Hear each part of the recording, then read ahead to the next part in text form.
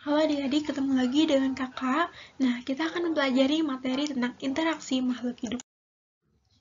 Nah, jika kalian perhatikan ketiga gambar ini, apakah ada interaksi yang saling membutuhkan dari ketiga gambar tersebut?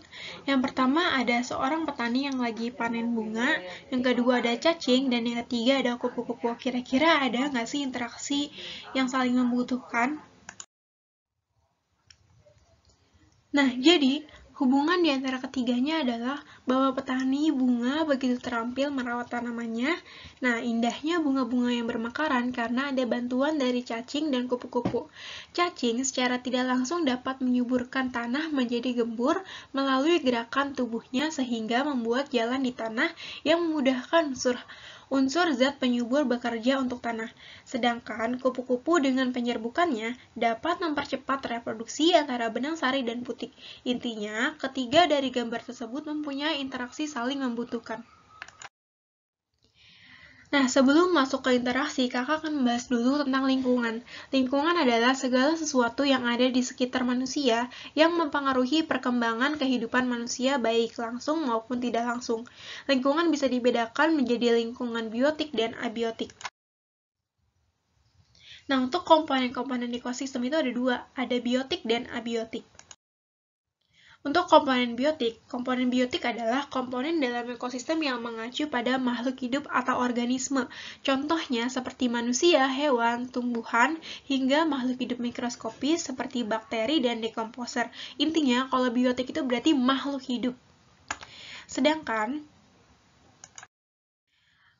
cara mendapatkan makanan dari komponen biotik itu ada tiga. Ada produsen, yaitu dengan cara autotrof atau membuat makanannya sendiri. Yang kedua ada konsumen atau heterotrof, dia tidak bisa membuat makanannya sendiri. Dan yang ketiga adalah pengurai dengan cara dekomposer. Nah, yang pertama adalah produsen atau autotrof. Nah, di sini komponen biotik atau makhluk hidup yang mampu menghasilkan makanannya sendiri. Tumbuhan dapat membuat makanannya sendiri melalui apa? Melalui fotosintesis. Nah, yang kedua ada konsumen atau heterotrof. Organisme heterotrof adalah komponen biotik atau makhluk hidup yang tidak dapat menghasilkan makanannya sendiri dan bergantung pada organisme lain sebagai bahan makanan. Hewan termasuk jenis konsumen atau organisme heterotrof. Nah, di sini ada tiga jenis konsumen berdasarkan dari sumber makanan. Yang pertama ada karnivora, yaitu organisme yang sumber makanannya adalah daging organisme lain. Contohnya seperti singa, harimau, buaya, serigala, dan hiu. Yang kedua ada herbivora, yaitu organisme yang sumber makanannya adalah daun atau tumbuhan. Herbivora misalnya sapi, kambing, kerbau, rusa, jerapah, dan zebra.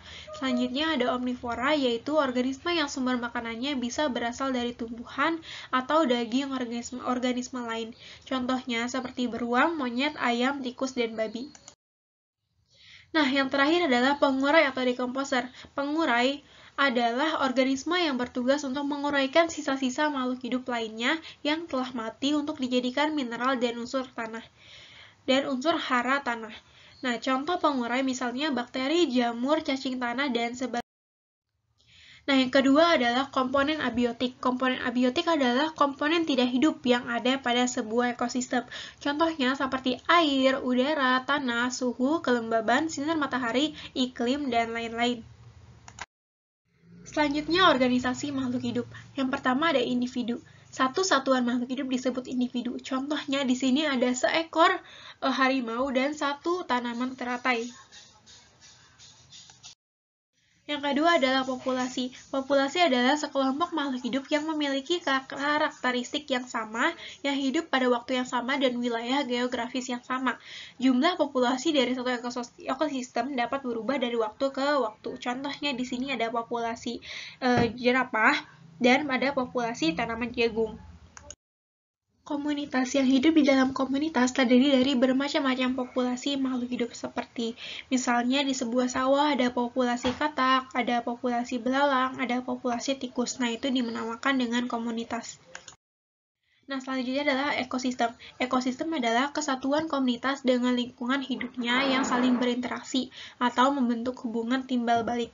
Nah, di sini juga adanya interaksi antara komponen biotik dan komponen abiotik. Contohnya ekosistem sungai, kebun, dan pantai yang di dalamnya terdapat interaksi antara komponen biotik dan abiotik. Dan yang terakhir adalah biosfer. Seluruh ekosistem di permukaan bumi kita ini membentuk biosfer. Nah, di sini ada interaksi antara komponen biotik dan abiotik. Dalam suatu ekosistem, komponen abiotik berpengaruh atau menentukan jenis makhluk hidup yang sesuai dengan lingkungannya. Sebaliknya, komponen biotik pun berpengaruh pada komponen abiotik.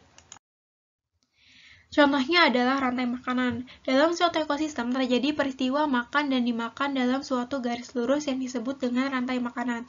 Rantai makanan ini terjadi jika satu jenis produsen dimakan oleh satu jenis konsumen pertama, kemudian konsumen pertama dimakan oleh satu jenis konsumen kedua, dan seterusnya. Konsumen yang menjadi pemakan terakhir disebut konsumen puncak. Di antara rantai makanan tersebut terdapat pengurai, karena pada akhirnya semua makhluk hidup akan mati dan diuraikan oleh pengurai. Jadi rantai makan ini adalah proses makan dan dimakan. Contohnya di sini padi dimakan oleh belalang, kemudian belalang ini akan dimakan oleh katak, katak dimakan oleh ular, ular kemudian akan dimakan oleh elang. Nah, elang ini nantinya akan mati. Nah, kemudian ketika mati akan diuraikan oleh pengurai.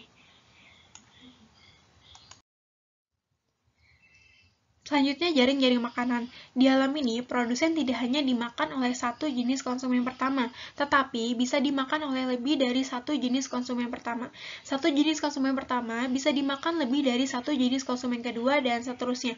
Contohnya di sini ada pohon atau produsen, dia dimakan oleh ulat, kemudian dia juga dimakan oleh belalang. Contoh lain, di sini ada padi yang dimakan oleh tikus, dimakan oleh belalang, dimakan juga oleh ulat. Sama, ulat ini juga dimakan oleh ayam, dimakan oleh katak. Gitu. Jadi, dia tidak hanya dimakan oleh satu jenis konsumen pertama saja atau satu jenis konsumen kedua saja, tapi bisa dimakan oleh beberapa jenis konsumen. Selanjutnya adalah piramida makanan. Dalam ekosistem yang seimbang, jumlah produsen lebih banyak daripada jumlah konsumen tingkat 1. Jumlah konsumen tingkat kedua lebih banyak daripada konsumen tingkat ketiga. Demikian seterusnya. Hal ini disebabkan oleh hilangnya energi pada setiap tingkatan makanan. Jadi, jika rantai makanan digambarkan dari produsen sampai konsumen tingkat tinggi, maka akan terbentuk suatu piramida makanan seperti ini. Jadi ada tingkatan tropik pertama, kemudian tingkat tropik kedua, tropik ketiga, dan tropik keempat. Nah, di sini ada produsen, ada konsumen pertama, konsumen kedua, dan konsumen puncak. Nah, selanjutnya di sini ada macam-macam ekosistem. Ada ekosistem alami, yaitu ekosistem yang terbentuk secara alami tanpa campur tangan manusia, misalnya laut, hutan, sungai, dan gurun. Kemudian ada ekosistem buatan, yaitu ekosistem yang sengaja dibuat oleh manusia, misalnya waduk, kolam, dan akuarium. Kemudian, berdasarkan habitatnya, ekosistem juga dibagikan menjadi dua golongan, yaitu ekosistem darat dan ekosistem perairan. Oke, sekian materi tentang interaksi makhluk hidup. Sampai bertemu di materi selanjutnya. Terima kasih.